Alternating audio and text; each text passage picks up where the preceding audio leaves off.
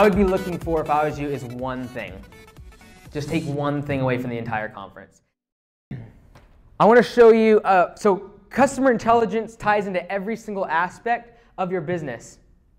This is that graphic that Liz was talking about yesterday. The customer experience of reading a long email is never pleasant. When I get an email that's beyond 4 lines, there's no chance in the world I'm going to read the thing. So maybe your customers are all different than me, but I guarantee some of them are like that. They're not going to read a long text email. This might work for them. Send voice notes. All right, so if you are on a Mac computer, you need to get QuickTime. It's already on your computer. It's already on your drive. Open that up, top right, File, New Audio Recording. It's going to instantly open up an audio recorder. You'll just talk to your computer as if you're talking to that customer.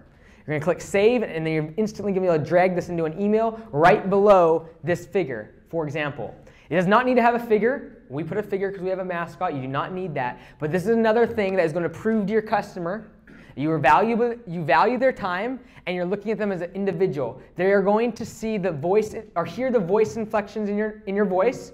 This is a fantastic tool when you need to get back to someone that has a very long email that is mad at you. When a customer goes off the handle and begins to fly off and say all sorts of ridiculous things about you, the last thing you should be doing is replying back with a long email.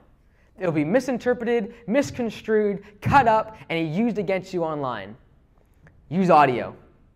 Because they will realize that you actually care and that you're sorry they're disappointed, and you're willing to do whatever it takes to make them happy. Now, that might not be your fault, but you do want to make them happy. The customer's not always right, but you want them to feel that way by the end of the conversation. All right? They're not always right. They might be wrong. You might need a work change order, and it was not included in the job. But guess what? You were wrong for not making sure that Mrs. Jones was taken care of before leaving her property. All customer complaints must be treated if it's your fault. Even if you say, well, I told them, we did a walkthrough. And they said it was great. Okay, but did you take enough time on that walkthrough? Were you distracting the customer? Were you focused? Were you asking specific questions about how you trim that bush?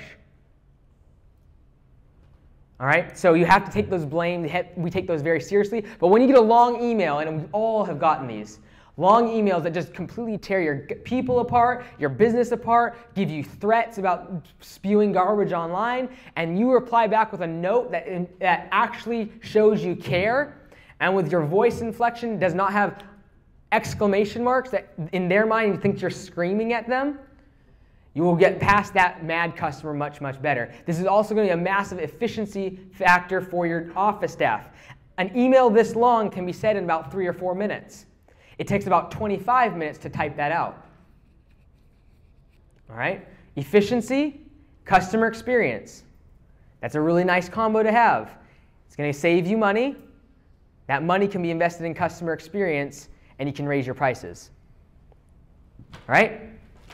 So little things like this is more efficient, better response time. If someone gets mad at you, the faster you get back to them, the better. Never, ever put off a response back to someone that's mad. Because as the longer it brews, it gets worse and worse and worse. You've got to immediately react to them. There's a reason why we have a 48-hour policy on yellow slips. But our response back to that person, I wish, was 48 seconds.